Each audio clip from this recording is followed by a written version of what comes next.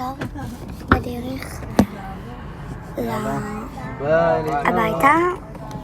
ביי ספיר. ביי. פעם הבאה תבואו אליי. טוב.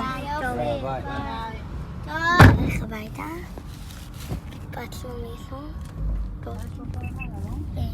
דולק קפצנו. עכשיו אנחנו בדרך הביתה.